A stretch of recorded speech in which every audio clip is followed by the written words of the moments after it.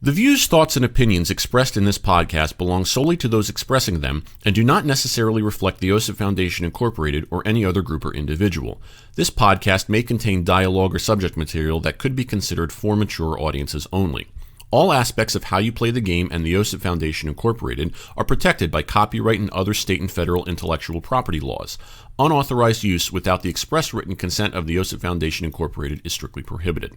If you're interested in sponsoring How You Play the Game, please email us at podcast@osipfoundation.org. Your sponsorship may be tax deductible.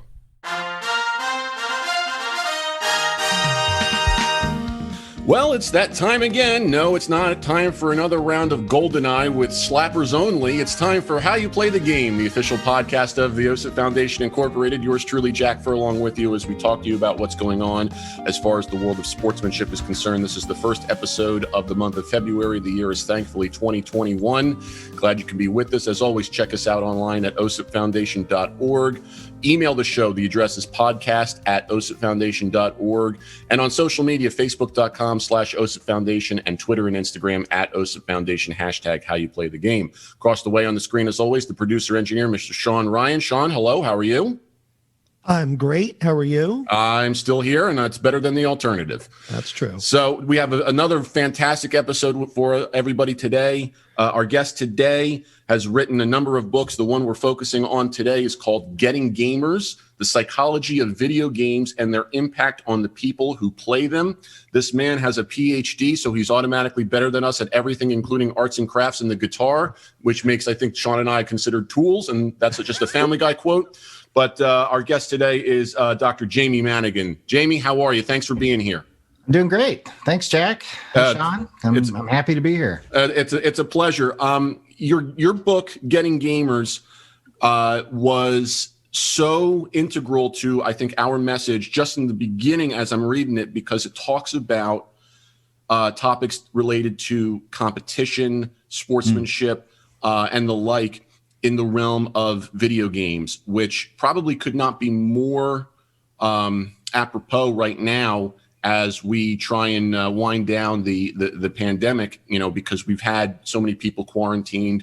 Gamers are probably playing a lot of games at home, online. Yeah. It's a great way to try and pass the time as best you can. And I really think that the topic is just very perfect to discuss right now. The first unit of your book talks specifically about these topics, and I wanted to kind of just go through them a little chapter by chapter and have you explain to us and our listeners a little bit more from your expert opinion.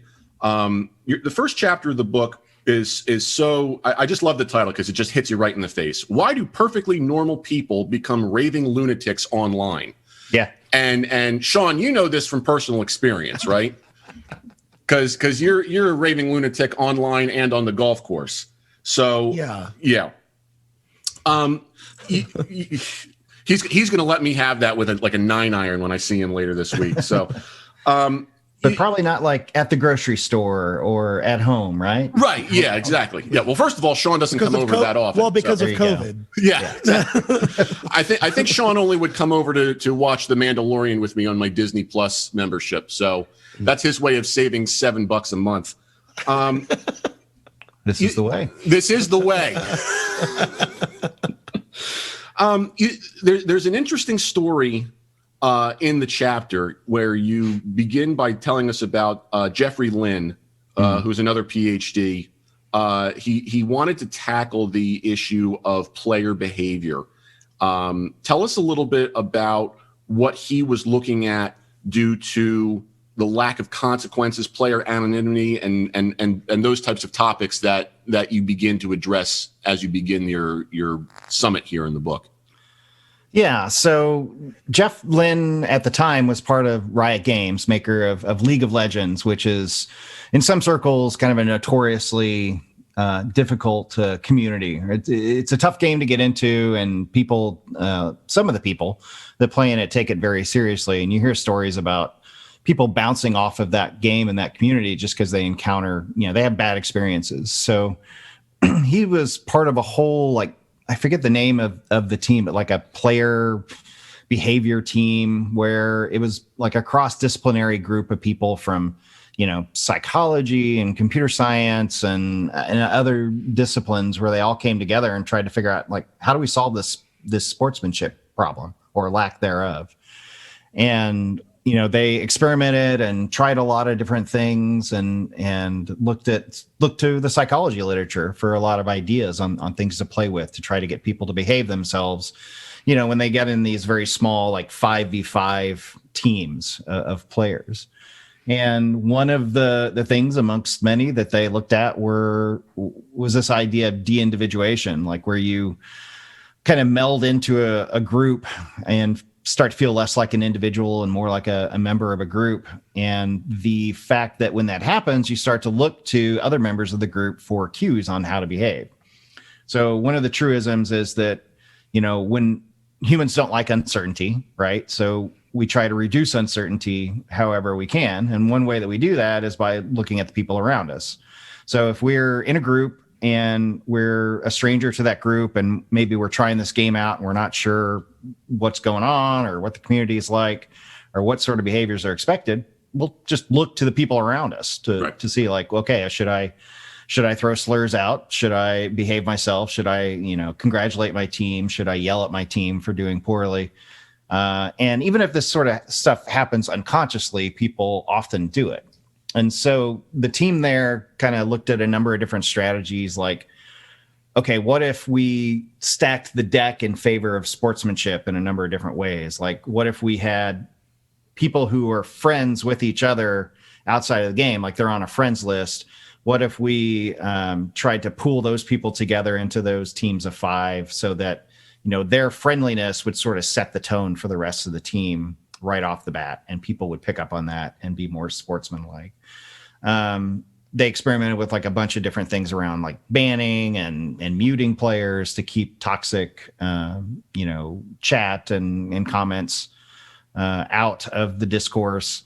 They tried letting people like discuss which roles they wanted to play ahead of the time. This was years ago, or before a lot of these systems are kind of taken for granted, were first being experimented with.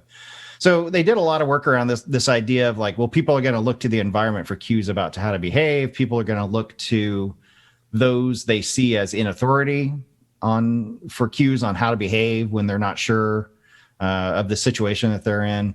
And so I thought it was just a really interesting story that I try to highlight throughout the book and throughout, my website and the podcast that I do myself about, like, what can you pull from the psychology literature that has very direct and real implications for player behavior? Because we're all people, right? Psychology is about behavior and attitudes and beliefs of people, and those who play games are people. And a lot of those, especially drawn from like social psychology and behavioral economics, a lot of those explanations hold water as well, or can lead to, fruitful experiments for changing behavior and getting what you want out of your players and what they want.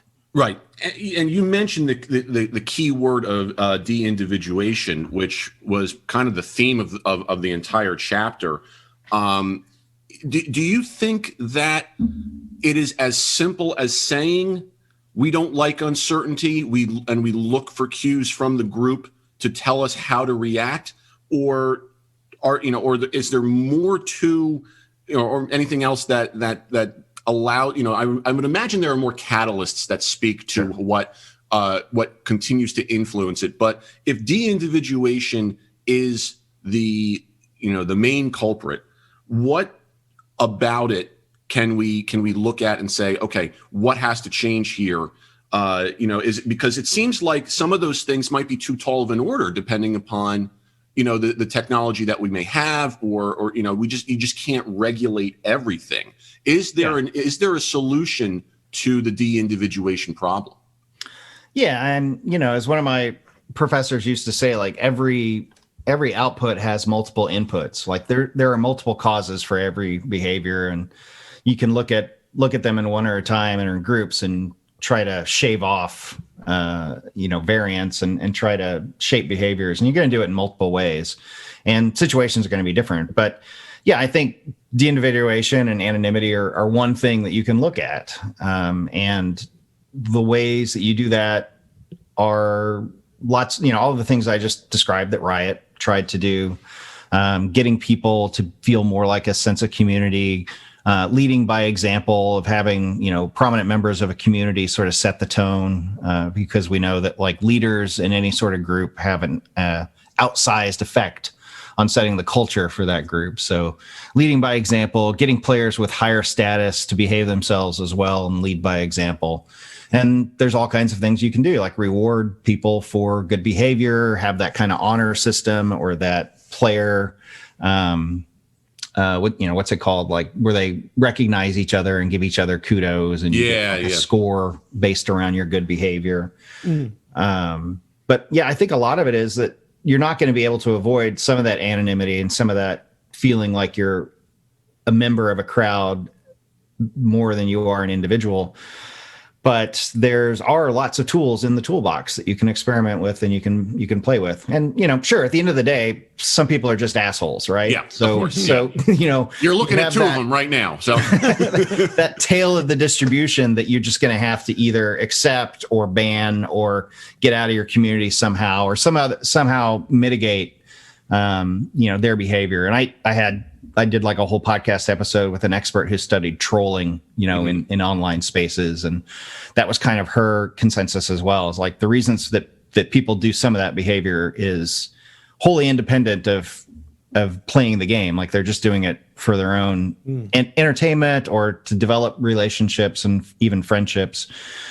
But I think that for the vast majority of players, you can tackle this stuff and you can mitigate it and you can change it. Maybe you'll never entirely get rid of it, but you can be better off than you were before. You can limit it or curb it or whatever word you want to use. It's an impossibility, I think, to eliminate. It's like trying to eliminate crime. It's just you can't do it 100%, but there are steps that you can take to try and change the system, so to speak. You mentioned an incident in the chapter back in July 2010 with Blizzard Entertainment, where they wanted to remove the veil of anonymity from their message boards. And then they ended up recanting because the backlash from that was so large. What was it that made them give in? And did they fold too easily? Do you think it was as simple as just their bottom dollar line was going to be affected, and so they realized they couldn't do this? Yeah, if I remember that incident correctly, it was around the Real ID at Blizzard, where they wanted to tie like your real name to your Blizzard ID, and so anyone would be able to see like Jamie Madigan, is associated with this string of letters and numbers that is my Blizzard ID, and people really hated it. A lot of people did, and they reacted very poorly, and I think that. This is sort of independent of the psychology angle, but I think one of the most compelling arguments for that is that, like, look, sometimes some groups of people need their anonymity in these spaces. So, like, women tend to be harassed more than men, trans people, gay people, people of color. Like, there is a lot of literature out there in the communications and computer science spaces that say like these people are subject to more harassment, and if there's something about having their real name associated with it, or making it easier for somebody to look up who they are and what they are, what groups they're part of online, then that can lead to more harassment. So I think that was a large reason why people objected. It's like, well, anonymity is useful sometimes, right? Sometimes it serves a purpose, and you need to give us the choice to do that. And then maybe sort of running counter to everything I just said, people pointed out that even people who are using their real name online still troll, still harass, still engage in these toxic behaviors. Look at Facebook, right? Right. People use their real name on Facebook. A lot of people use their real name on Twitter and say toxic stuff, other social media, et cetera. So it's not like a panacea. It's not a silver bullet to the problem. And if taking away that option for anonymity causes other problems, then maybe it wasn't the right move. So it's really a legit argument about the cost benefit ratio not adding up properly, where you're just not going to get enough of an impact by doing it based upon the fact that, number one, people are already going to say, yeah, here I am, come at me, bro. And then, so you're welcome. I used that line. And then the other one being that, yes, there, like you said, there are times that anonymity, you just can't cast a blanket thing like that and expect everybody to benefit from it. Those few times that you need that turn out to be, for lack of a better term, they could be life-changing. And, I know that's a little bit of an obtuse way of looking at it, but if it does protect people, then, in whatever way, shape, or form, as you mentioned, it has to be considered. Yeah. Yeah. And I think it points to the fact that it's not wholly about anonymity, right? It's more about this concept of de-individuation. Like, even if you are using your own name and telling people your name, you can still feel lost in the crowd. Yeah. You can still feel uncertain about how to behave in a situation like that. The anonymity piece is not the whole part. Mm-hmm. It's not the whole picture. There are other things that come into play as well, and other psychology. Now, you mentioned, as you began to mention the idea of, women being targets, people of a different race or gender, ethnicity being bigger targets. There were sites that you brought up in the book, such as The Bigot Gamer and Fat, Ugly, or Slutty, which, according to your interpretation, is that they're meant to fight back against the poor behavior. Now, in checking them, I think Fat, Ugly, or Slutty is still up. Bigot Gamer was not working when I checked. That could have been a technical error, being the idiot that I am. But to be the devil's advocate here, could sites like that actually hinder more than help at times? Because it seems like, obviously, there's an altruistic intention. They want to try to expose the people who are doing this poor behavior. Is there any chance that it could backfire? Yeah, I mean, it's an interesting question. I'm not aware of any research that looked directly at it. The only sort of danger that I would be interested in looking at is the extent to which it sort of normalizes that behavior, and like says, here's a whole website cataloging this toxic behavior, and somebody looking at that and getting the wrong idea that, like, that's normal or acceptable behavior just based on volume alone. Right. Yeah. But I think those sites tend to frame that behavior in such, like, bad, or in such a bad light, saying, like, look at this terrible behavior, look at these terrible people, that may not happen if they're looking, if somebody just kind of comes across that stuff and looks at it. Right. It'd be like if we said, here's a list of all the times we've exhibited poor sportsmanship, or we've seen poor sportsmanship, without the context of saying, and this is wrong. Yeah. Okay. Right. I understand. Another thing that you mentioned in the chapter is the thrill of competition. How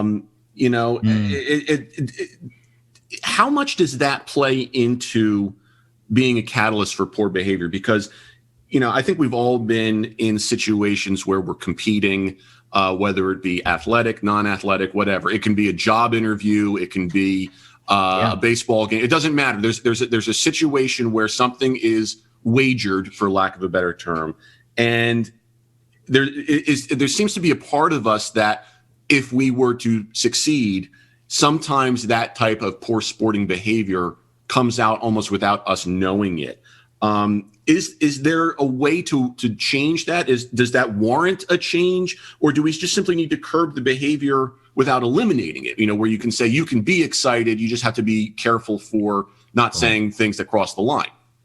Yeah, I don't think we're going to be able to realistically curb competition, even if sports, or competition for limited resource like a job, or, position, or other resources. And I don't think we're going to be able to eliminate even themes like war or violence from our media, including video games. Right. So I think it really does come down to being aware, of how these things might affect your thoughts, and what thoughts they might put at the top of your head, and sort of what effects these media have. And there's a lot of debate about, in the psychology field, about these sort of media effects, of does watching or participating in some sort of competition, or even some sort of war themed game, affect your behavior or your thoughts. And there's a lot of research that says like, well, maybe it just sort of affects your thoughts, but it doesn't break through to affecting behavior. And there are people that says, yes, this sort of stuff causes violent behavior or toxic behavior and so forth. But I think we do have to be aware of those possibilities and sort of come to experiencing games on our own terms. So that's a lot of what I try to do is arm listeners and readers with, this sort of information, and then so that they can approach the hobby of playing games on their own terms and understand that, like, okay, if feel like I'm part of a crowd and I'm being encouraged to be toxic to other people, and the theme of this game is in fact like destroying other people or, us versus them and that kind of stuff. Like, well, how might that affect my behavior? And am I okay with that? And am I going to try to, curb that behavior or lean in the other direction? And which I think sounds like very reasonable methods and a, admirable goal. As you summed up the chapter with what we can do to try and change that, the two things that I picked out were we have the ability to mute players at times, and there is an attempt also to prime players. What can you talk about the idea of priming? Because I thought that was an exceptionally interesting idea that we're completely unaware that it's happening sometimes, and it really does a lot of good, in my opinion. Yeah, I mean that's just putting your best foot forward and leading by example, right? So one of the things you can do at the beginning of a match is throw out some friendly, comments. Good luck, have fun. You see that all the time ahead of competitive matches, video games and so forth, or compliment somebody on the other team or even on your own team for a well done play or, a well executed. Oh, sorry.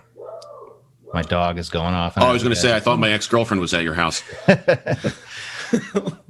But you can lead by example and sort of set the tone, right? So that's one thing that everybody has in their power to do, is to be able to prime people for good behavior by behaving well themselves. Right. As we move to chapter 2, which is entitled "Why Do People Cheat, Hack, and Peek at Strategy Guides?" Let me get on the record first of all. Some strategy guides I find to be not the worst thing in the world. I guess if it's for a one-player game, I don't know how many Legend of Zelda games I would still be playing if it wasn't for X number of strategy guides, authorized or not. I'm sure that those publishers can now pay me for endorsing that, but that's a different story that they can talk about. I used one this morning for Final Fantasy 15. See, so I had a little fun trivia. I kind of got my start in all of this writing strategy guides, like really for books. Yeah, back in like the late 90s and early 2000s. What were some of the guides that you were working on? So, okay, this is really going to date me, but I wrote one for Unreal Tournament. Okay. And I wrote one for a Wheel of Time game, based on the books by Robert Jordan. It was a first-person shooter by Epic Games. And I wrote one for Blood 2, The Chosen, which if any of your listeners recognize that title, then you are, you know your lore, your whole video game. They were all like first-person shooter type games. But it was pretty cool. They were like books that showed up in the bookstore, and I could go and look at them. It was neat. Blood 2, The Chosen is actually also the name of my upcoming autobiography. But I think that's something I have to talk to my doctor about.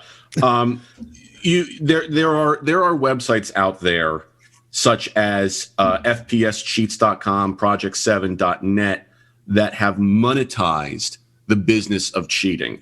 How has that not become even bigger than it is? And how have moral people not really stopped this? Or is there a way to stop it? Yeah.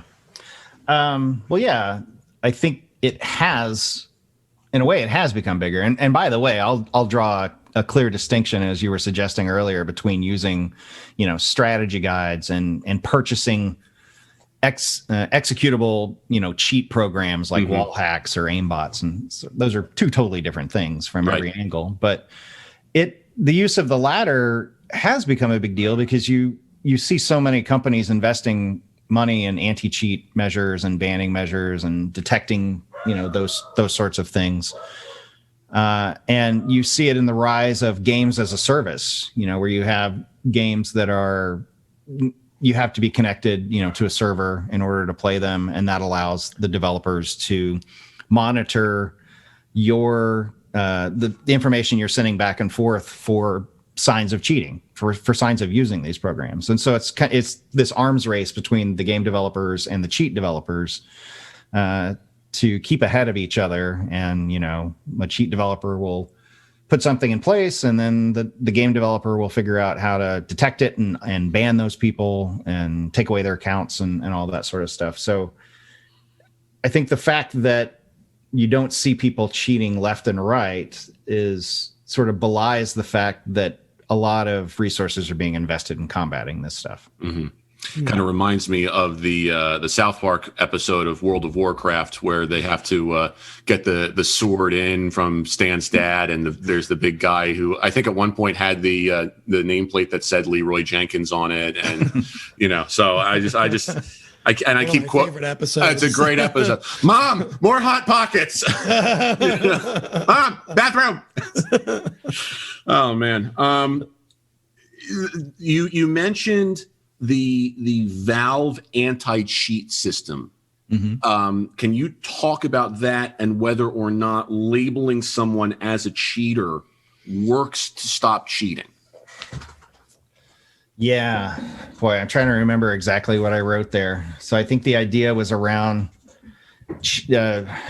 labeling somebody a cheater versus saying that you cheated. Right. And I think that some of the research that I cited there says that people tend to live up to their labels, right? I understand, or they object strongly to being labeled, a cheater, more so than they would object to being told that they cheated. Mm-hmm. And it's an important kind of psychological difference there, because one of them is an attack on our identity, and the other one is sort of like a behavior that we can brush off and say like, well, I did that, this one time just for the fun of it. And it's not like who I am. I'm not a cheater. I cheated, yes, but I am not a cheater. Yeah.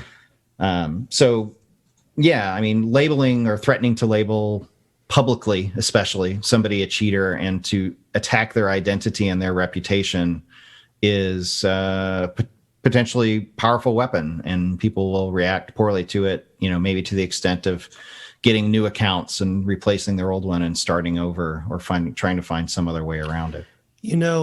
Jamie, just to piggyback on what you're saying, there's a great documentary, and I don't know if you heard of it, called King of Kong, A Fistful of Quarters. Yeah, I talk about it in the book, in fact. Yeah. I was just, so I kept saying to Jack, we have to watch this, because Billy Mitchell is the epitome of that very person you describe. In saying, you can say that I cheated, but don't you dare call me a cheater. That sort of attitude is perfect for what you described, and really, and especially in the context of all the recent stuff that's happened with Mitchell, where his world records came into question and people accused him of using modified hardware to play those games, and yeah.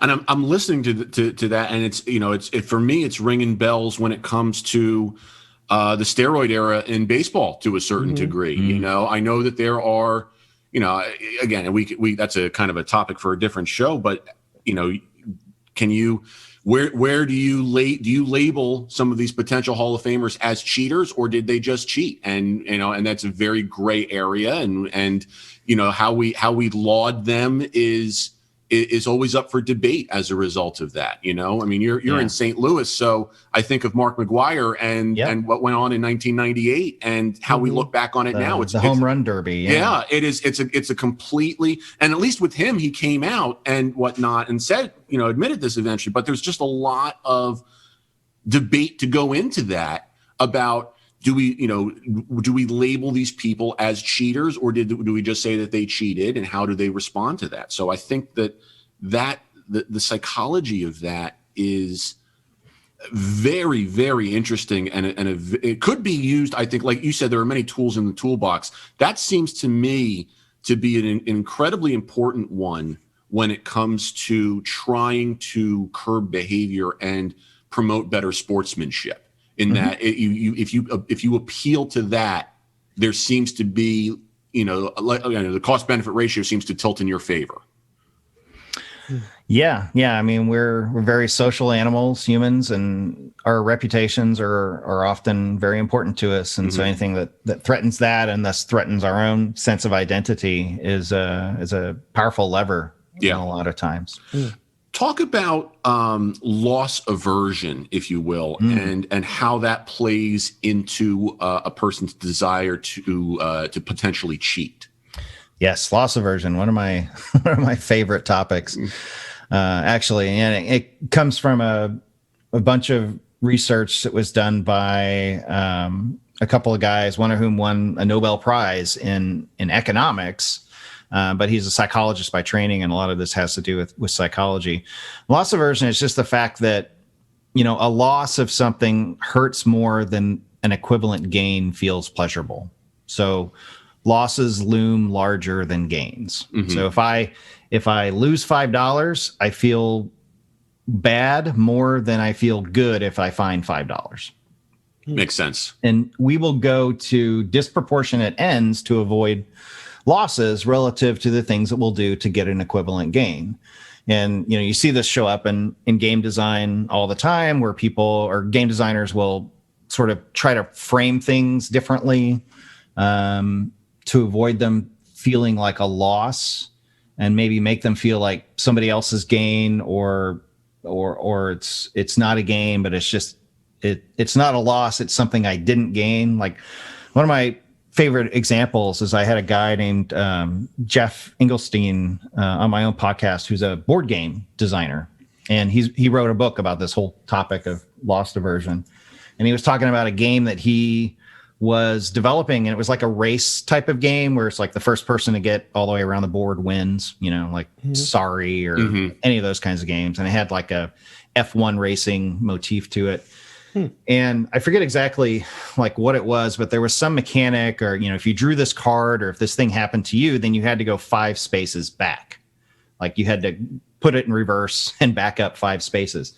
And the players that he was testing this with, like, hated it. Like, it really tanked their enjoyment of the game when it happened. So he's like, all right, what I'm going to do then is, instead of having the player go 5 spaces back, I'm going to have every other player on the board go 5 spaces forward. Interesting. Same result, right? Yeah. Like, everybody else is 5 spaces ahead of you, whether you go back 5 or they all go forward 5.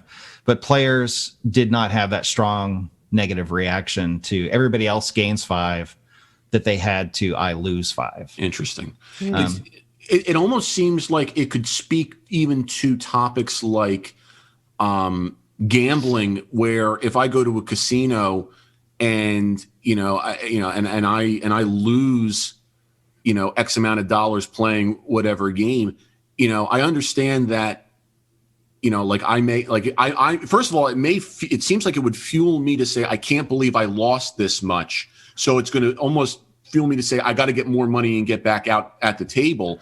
But then even if I were to recoup that, the gaining of, let's say I lose $300 at a blackjack table, the gaining of $300 back to break even just does not have the same juice to it as when I lost that 300 and I walk out of the casino only wasting my time rather than anything else.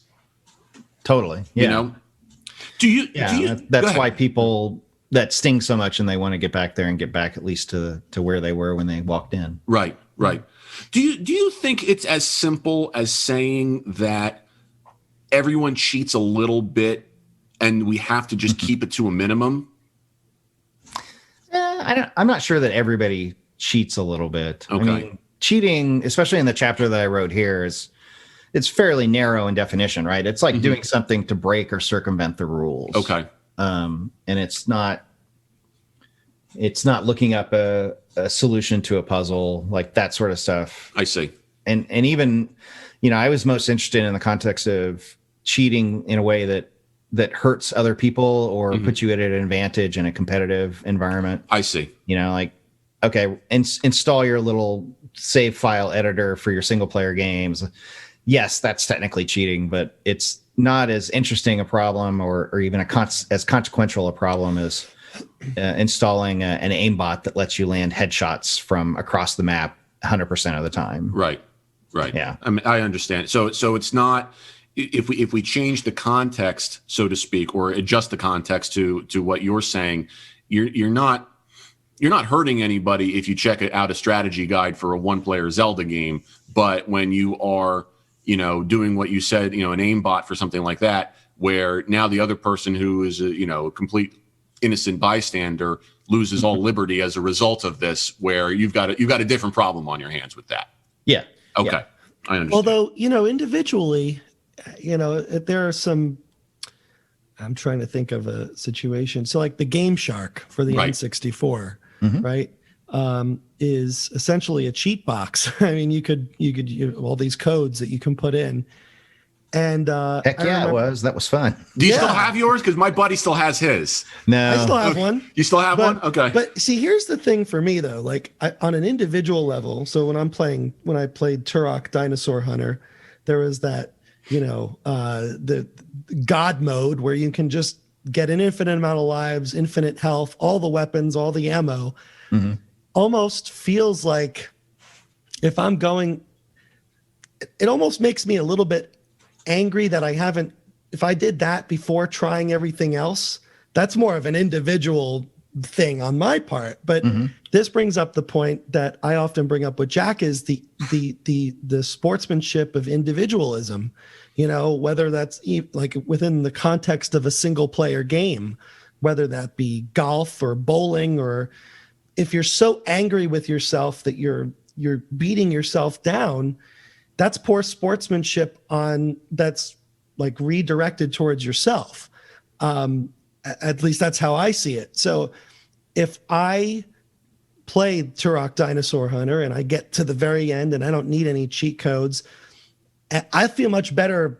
I'll feel much better about myself than if I just get to the third level and be like, screw it. I'm just going to put in the code and play the rest of the game. I just don't feel complete.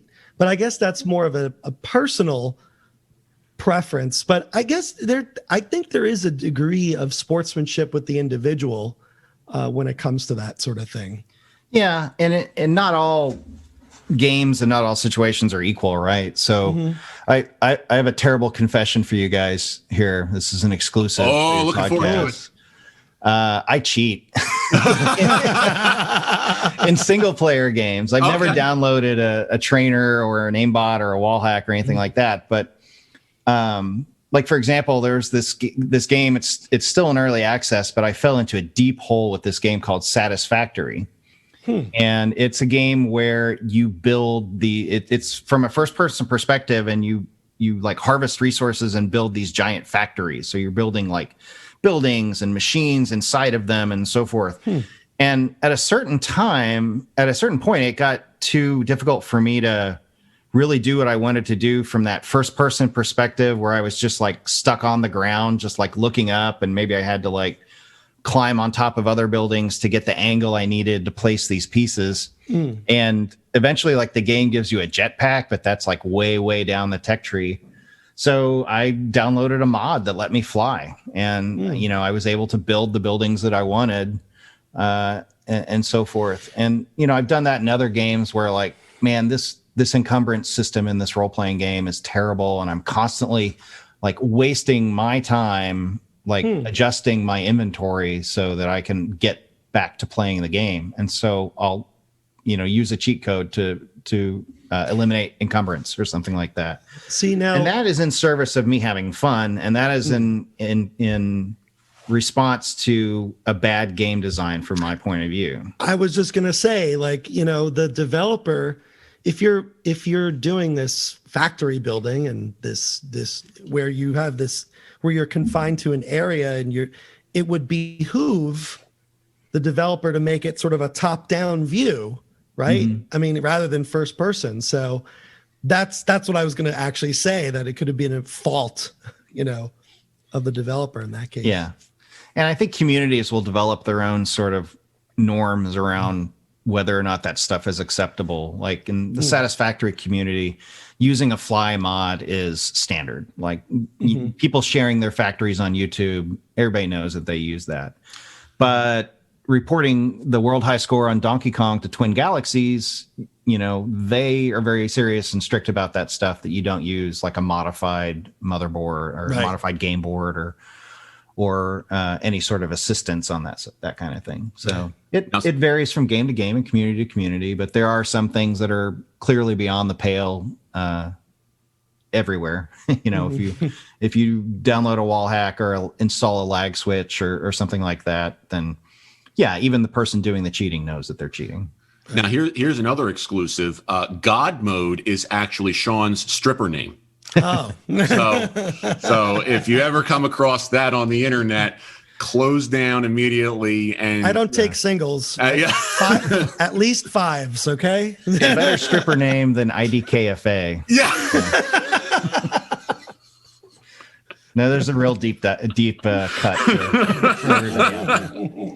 Somewhere, somebody is pouring bleach on their eyes preemptively while their kids eat Tide Pods. Kids, don't eat Tide Pods. But that's a fantastic point to give you my exclusive. So one of the things that I started doing with all this free time on my hands is I got back into playing Smash Brothers for the Wii U, because I'm the only guy left in the world who still has a Wii U.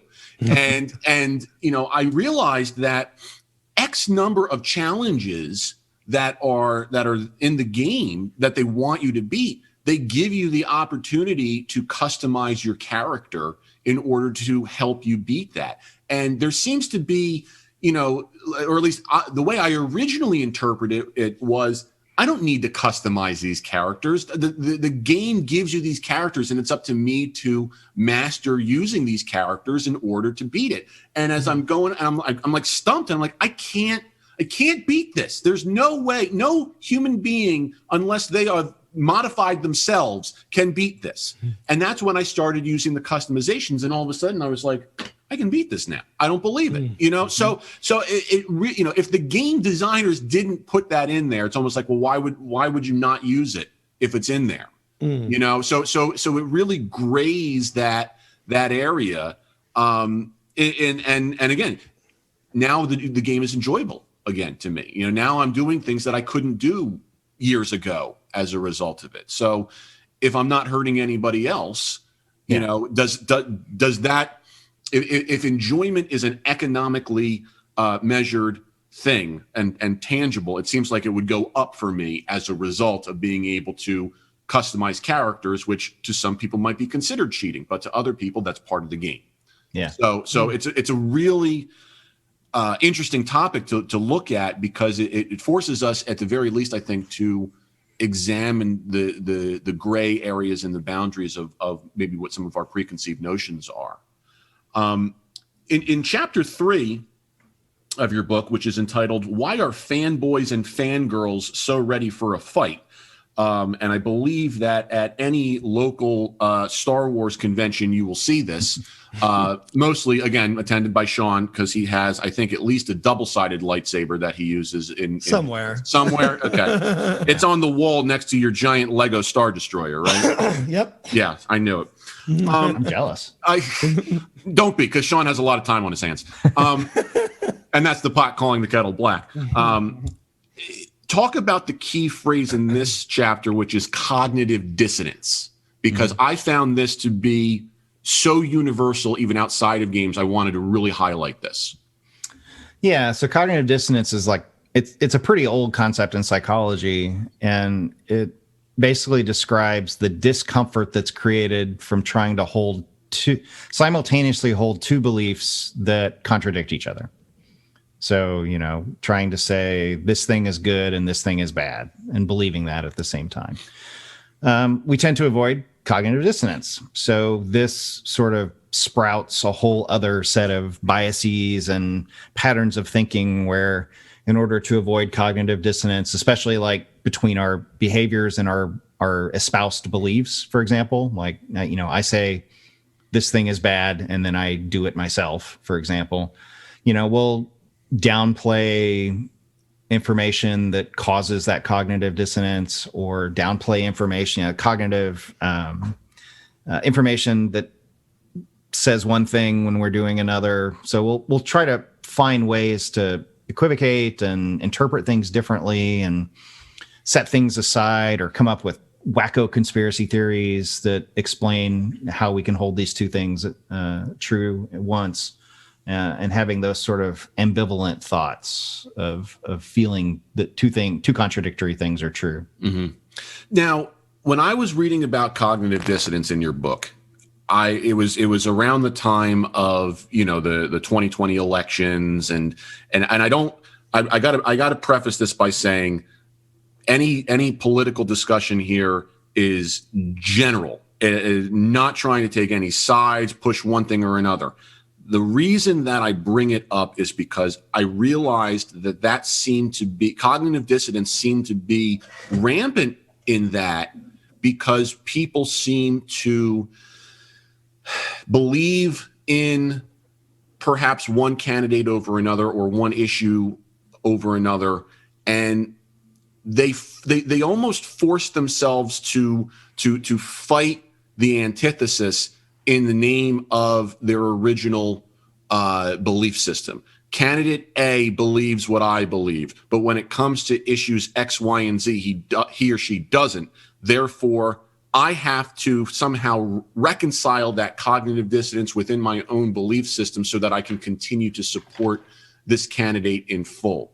And the solution that I read was your definition of ambivalence, which I know you just used, in that we have this idea that it means one thing, but in reality it means another, as you described in your book. So the question is twofold. One, was my analogy anywhere close to accurate? And two, how can you discuss your definition of ambivalence and what we need to do as people to redefine it to its true meaning and apply it when dealing with cognitive dissonance? Yeah, no, I think you were right on in that analogy. And ambivalence is one of those words that in casual usage, it's kind of come to mean I don't care. I'm ambivalent. I don't have any strong feelings either way, whatever. But in technically and in more technical use, especially in the field of psychology, it means holding two beliefs at the same time. Meaning two, much in the same way of ambidextrous means that you could use either hand to do equally well. So, this idea of holding these multiple beliefs at the same time, it's difficult, especially to the extent that those beliefs contradict each other. And people will react and sort of reduce that discomfort by either changing their beliefs or changing their behaviors a lot of times. And one or more of those may be more difficult in different circumstances and different situations. If we've made very public statements and gone on record, we did our 11-hour YouTube rant, right. about our certain position. It's difficult then to say that you're changing your behavior or changing your belief system, because people will call you on it, right? Right. Yeah. Again, it's we're protecting our identity, we're protecting our ego, and I mean that. Use that term ego to mean sense of self more than your old Freud stuff. But, right. We're protecting our own identity, right, when we do that, and so people will twist themselves into all sorts of unlikely shapes in order to do this. And I can't remember where I heard this, but there was a phrase that I think sums this up and that I really like. And it also applies equally well to the political discussion and, member of my tribe, my party. And it also even applies, I think, to Xbox versus PlayStation debates that come up. And somehow Nintendo always gets left out of those. But we're used to it by now. Yeah. But the idea is that it's more important to be a member of your group in good standing than it is to be correct. Interesting. About something. So people will expend more effort and sort of change their behaviors and beliefs in order to stay a member in good standing of whatever group they consider important to them. And they'll do that even if it means that they are at some level aware of contradictory or false statements or information, or say willing to downplay the importance of certain beliefs, or say like, well, that's true, but this other thing is more important, so I'm going to give it more weight to my decision, or somehow, or something like that. So that I think is a very interesting idea to me, that like group membership and being part of my in-group and not risking getting expelled from it is a bigger motivator to our behaviors than is being factually correct. So the idea of the group mentality is, it seems much more prevalent in that, especially in these times where we force ourselves, whether we know it or not, to align with something in its entirety, and you know, and subscribe to that and dedicate and pledge ourselves to that, even though facts may contradict it. And to me, that really proves the importance of the individual thinker to a certain degree, because we do kind of push that in our society. Again, whether it's politics, whether it's Xbox, PlayStation, you know, whether it's, you know, Coke, Pepsi, it doesn't really matter.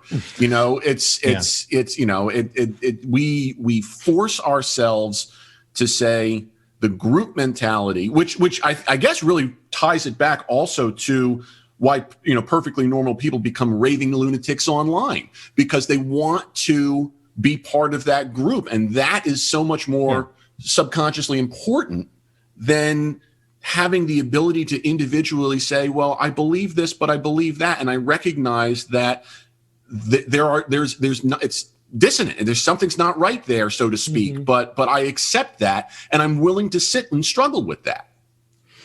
Yep. Yeah. And I think it becomes particularly systemic and predictable when you're talking about groups that people feel are very important to their identity. So you jump into a match of League of Legends and you play, and you don't feel like necessarily a lasting membership to that 5-person team, you know, those 4 other people on the team. But if you are a member of a certain political movement, if you're a consumer who has bought into the ecosystem for a particular, you know, product, like Apple versus Android or Xbox versus PlayStation or something like that, then it starts to get a little bit more related to like your identity and the fact that you have dug in and have these kind of lost or sunk costs.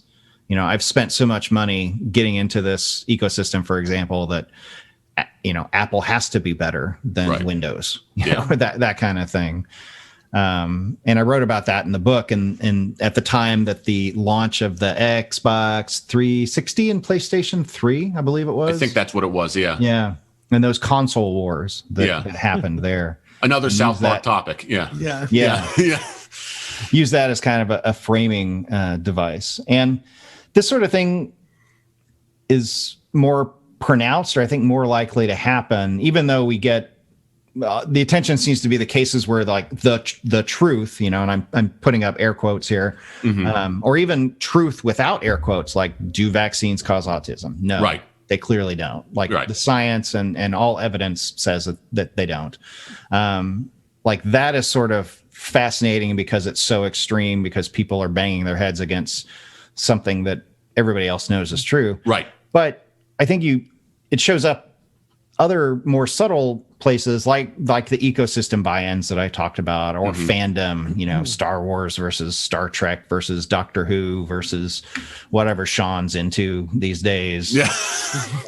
Sean, what are you into these days? I was gonna say, you know, this the quote that I remember that encapsulates this perfectly is that episode of Seinfeld where Jerry has to take a lie detector test to impress his girlfriend, and George gives him advice saying, it's not a lie if you believe it. Right. And you know, it sort of becomes that psychology where if you believe a lie enough, you really start to think that there's no other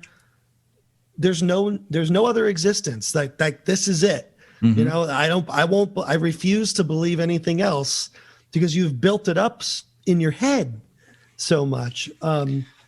It's fascinating. What's more anxiety producing is the fact that it might be a lie, you know, Right. that this could be Right. untrue. And that's where we start to get into some real anxiety. Right. I think that lie was the lie detector test was about Melrose Place, was it not? Yeah, right. Yeah. So, which is ironic because Sean is definitely the George Costanza to my Jerry Seinfeld. Can I be Kramer? Yeah, yes, you can. Or Elaine? Which one? Well, one of them involves you walking in my door unexpectedly and going right into my refrigerator. Crazy dance. We'll see. Yeah, and the other one means being Kramer. So as you're talking about that, another topic or an idea that came into my head when it comes to that deals with sports fandom. You know, as a New York Yankees fan, people ask me sometimes about different players that we sign or different coaches or whatever the case may be. And when, it's one thing when like you don't agree with it from a strategic point of view. It's another thing when they do something off the field that is considered very wrong and how you're supposed to react as such. I think of Aroldis Chapman, who was signed to this big contract to be the closer, and then he gets banged for domestic abuse. And therefore people will ask me, can you still be a Yankees fan as a result of that? And I said, yes, because, I and another Seinfeldian quote, you root for the laundry, not necessarily root for the uniform. Exactly. Yeah. So I can't change my fandom, but I can say I don't approve of what he did. Now, do I still want him, closing out games? Well, if he's going to be effective, yes. Now it would be different if it was an Alex Rodriguez for using steroids and whatnot. Then I might say, well, I don't want him on my team because he is cheating the game. And although I will still root for the team, it's hard to root for him for those purposes. But the idea is that you can remain a fan of the team and not subscribe or endorse or condone the what these people are doing. I think you can. I also think this is like a whole huge other topic that I'm not particularly well equipped to like discuss, because I think it then skirts into like, well, are you still a Harry Potter fan if you are in favor of trans people's rights? Because Right. J.K. Rowling is not Right. that. And Right. like, can you separate the artist from the art, and can you separate the player from the organization? Yeah. We've talked about that ad nauseum too. We talked about that many moons ago with, I think it was Michael Jackson. Was Michael that right? Jackson, Yeah. yep. Just the idea. Can you Wait, what? Yeah. We talk Not the Michael Jackson. the Michael Jackson. Okay, Because from the Jackson 5 and Yes. Michael Jackson. Right. Exactly. Okay. What we tried to. Oh no, I thought you were saying you talked to him, like you had him no. on the Oh, phone.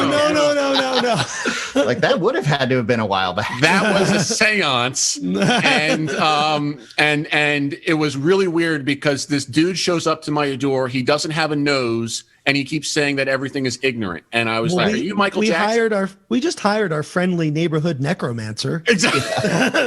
And he said, "Look at this birthmark."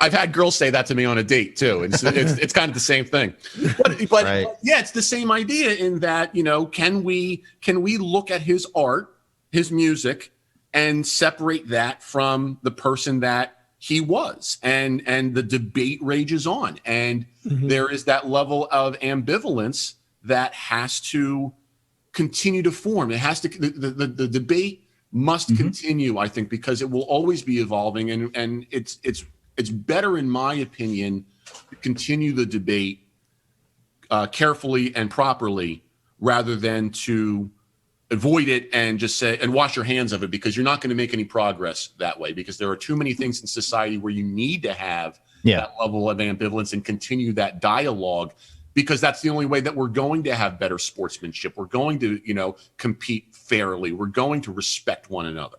Yeah. And that's sort of a running theme in psychology around this sort of stuff, that these biases, these patterns of thinking, like we all have fun calling them out when they they cause weird situations like this, or they cause errors in judgment and people to make mistakes. But in a lot of ways, they're very functional. Like, they allow us to get through the day without considering every possible piece of information and weighing it into our decisions, and never getting out of bed, in our attempt to do that, because it's just impossible to do that right. Sort of thing. The final topic I wanted to look at, it steps outside of sportsmanship a little bit. It goes into chapter 5, where you talk about, it says, how do games get us to keep score and compete? Because, we've been talking so much about sportsmanship within competition, but I think it's important to look at the nature of competition just to provide, kind of that bow on it. Can you explain to someone who just wants to have a general understanding what it is about these games that get us to keep score, get us to compete? How much does it play into a human being's competitive nature? How much of it is based on a company's bottom line? What is it in general, if you had to sum it up? Yeah, so I wrote that chapter, and then I also have a whole other chapter in my newer book, The Engagement Game, which talks about like all the stuff in the context of work, like video game design in the context of work. And those chapters deal a lot with the social comparisons that we want to make when we're competing, or when we're being scored or ranked or that kind of thing. And a lot of times we get a score of, say, like, oh, you were level 5, or you got 8 out of 10. And it's like, well, what does that mean? I don't understand that. Like, devoid of any other context, I don't know what level 5 means. Is that good? Or this time on a racetrack, or this beating this level on Candy Crush, or whatever it is. And so what we do, and again, kind of going back to one of the earlier themes that I talked about, is we look at the people around us and we say, well, what level are they at? What was their time on this racetrack? What score were they able to get? And that can give us some context for how well we did. But nowadays, when we have information, we have so much information about so many other people, like we may have like a global leaderboard for this game that we play, or we may be part of a company that has tens of thousands of employees. And, we see that this other region in a different part of the world and people selling different products have sold more than we're able to. You start to then try to cut it, and the more valuable information is that lets you know, well, what are people like me, similar to me, doing? So, somebody who is at similar skill level in a video game or a sports competition, somebody who's at a similar age, somebody who is able to put in, is on my side of the distinction between competitive and casual, those kinds of things. And we start to try to look for all this information that helps us decide, like, is this a good person to compare myself to? Mm-hmm. And games and managers can frame information in more or less helpful ways to help people answer those questions. People will tend to look to like their friends and their people that they consider part of their peer group, because they know more about those people and can make those distinctions of, is this person similar or dissimilar to me? Are they a good comparison target? So that's what a lot of that is. I'm not sure if I answered your question. I think you did, because as you're explaining that, I thought of an example in my own life where I think I fell prey to that, and as a human being, I'm going to continue to fall prey to it. As a professional musician myself, outside of a pandemic, one of the components is obviously playing live music. And you're trying to maximize the number of gigs that you have, and put that into context with not just getting paid for it, but exposure. If it's helping you sell albums, if it helps you get other gigs, there's a lot of different things that go into it. And I know that I have in the past, through we'll call it envy. I look at other people who I would compare myself to, either other saxophonists or even members of my own jazz quartet who are working other gigs. and and I compare myself to what they're doing, either personally or with other groups or whatever, and that makes something react in me that would probably be very similar to the competitive nature of someone looking at a global leaderboard and saying, well, this person or this group is doing better than me, and I'm going to try and do better than that now because of what how it's appealing to my identity. So, I mean, does that seem like the idea as you just kind of explained it? Yeah, I think it does. And then there's other things, other almost like arbitrary goalposts that game developers or anybody else writing about this sort of stuff and people writing the record books could talk about, of creating like, okay, well, you're in the top 25%, you're in the top 10%, you are in amongst the top players in your state or your part of the country. Mm-hmm. You are amongst the best players who use this particular character, in a game mm-hmm. or play this particular position. So there's like lots of different ways that you can dice it. And then like presenting those things and saying like, well, you're close to moving up a rank, or you're right. close to breaking through or beating this person. Like you can motivate people that way by finding these sort of meaningful little goalposts that you can put in front of people. Yeah, I mean, look at the achievement system, right? Mm-hmm. I mean, we see it all the time. Every time I turn on my PlayStation, I see your friend just got this achievement in this game, right? And it is a motivator in some ways. Like, oh man, we're playing the same game and he got that before me.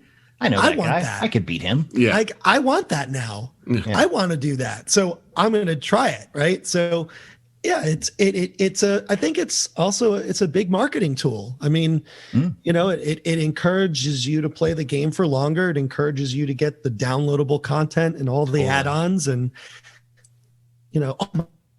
my friend just downloaded this add-on. Well, now I have to have it, it's absolutely. It's a big motivator. There's a really fascinating study done amongst PGA golf, as opposed to other PGA players, but golfers and members of the PGA, and how many strokes they took in different situations. And they pretty consistently found that, if the golfers were trying to make a shot or a putt that would keep them from going over par on that hole, they were more accurate. Like they drove the ball further, they got it in the hole, than if it was just any other shot that like would get them closer to getting, the hole, but wasn't the one that determined whether or not they would go over or under par on that hole. So, I mean, looking at that another way, it's like those golfers put in more effort and they were more careful to do their best putting or their best, hitting when it meant going over par or not. So even just some sort of pretty, standard but somewhat arbitrary line in the sand, the bunker, I guess. Right. Yeah. I should try that on Friday. When you're in the sand. If I may quote Happy Gilmore, this guy spends more time in the sand than David Hasselhoff. Okay. So, I think the only coda that I'd like to put on that is that, as we talk about this, this is a very objective examination of it. I just want to make sure that people know that, we shouldn't be feeling, a sense of shame or like we've done something wrong within the context of that to a certain degree. When, there's obviously a way that you can cross a boundary and you can cross the proverbial line. But what I want to make sure is that, people don't say, well, if I feel this way, even if it's a sense of envy, it's better to examine that and to sit in it and to work with it rather than to suppress it and say, oh, I shouldn't be feeling that way or anything like that. It's a different situation altogether. And just because we examine the topic doesn't mean that we're trying to necessarily point out, where people are bad. Yeah, no, it's a very effective tool for motivation and for increasing your performance. Mm-hmm. Could lead you astray, in the context of video games of, oh, I'm jealous of that person's thing that they bought with real money. So now I'm going to go spend $5 on that thing, when I don't have $5 to spend. Right. And I don't want to support necessarily this developer, then jealousy is a little bit more of an issue. And I think you're right. And again, going back to the thing I say I try to do, which is to equip people with the information to approach these things on their own terms. Yeah. Before we wrap up, Jamie, I just wanted to give you the floor one final time. Say whatever you need to say. Are there any other aspects in your experience that we haven't covered that speak to these topics? Is there a way that you'd like to sum things up? Whatever you want, the floor is yours. No, I think we talked about a lot of cool stuff.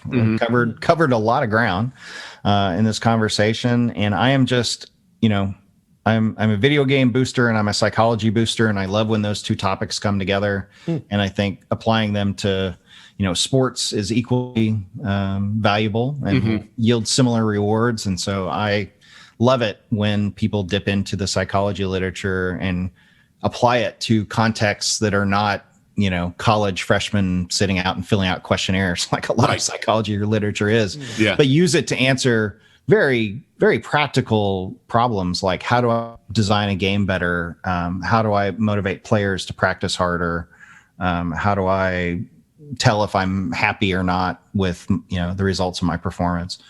I love seeing science applied to those very practical kind of down to earth problems. Yeah. It's a beautiful thing. And I think it helps advance us significantly. Jamie, I can't thank you enough for being with us. It is an absolute pleasure to speak with you, to get to know you and your research. The book is called Getting Gamers: The Psychology of Video Games and Their Impact on the People Who Play Them. Your website is psychologyofgames.com. Why don't you plug one more time the other book and your podcast and anything and everything you need to plug, because it's very important stuff and I want people to check it out. Sure. No, and I appreciate the invitation to come on. I always love talking shop, so this was fun. The other book is called The Engagement Game: Why Your Workplace Culture Should Look More Like a Video Game. Just recently came out, and it is about how do we take the lessons of the psychology of video games and game design and apply it to the workplace, where we can help people be more motivated, help them learn better, help them deal with stress and problems better. And like, how can you be a better leader or manager in that context? That comes out because my psychology background and career has been in industrial organizational psychology, which is psychology applied to the workplace. And I find a lot of overlap between that and the psychology of video games. But yeah, psychologyofgames.com is the best place to go to find out about all this stuff. I'm at Jamie Madigan on Twitter, for example. There's a Facebook page for the website, and I do my own podcast where I bring on an expert to talk about some topic related to psychology and video games. And you can find out how to subscribe to that or check out existing episodes at psychologyofgames.com. That's beautiful. Jamie, again, thank you so much. It means the world to me and to Sean to speak to you today. And I wish you and yours all the best moving forward in 2021 and beyond, and all the success and love and respect to you and yours. Same. Thanks for having me. Thanks, man. That's Jamie Madigan, a PhD and a much better looking person than both Sean and I combined. Sean, as always, thank you for your hard work. Of course. As always, check us out at osipfoundation.org. Contact the show with the address podcast@osipfoundation.org, facebook.com/osipfoundation, Twitter and Instagram @osipfoundation, #HowYouPlayTheGame. And until a couple of weeks when we speak to everybody again, make sure you treat each other with respect. How You Play the Game is a production of the OSIP Foundation, Incorporated. The producer-engineer of this episode is Sean Ryan. Music by Soundspring Studio. The executive producer of How You Play the Game is Jack Furlong. For more information, visit osipfoundation.org.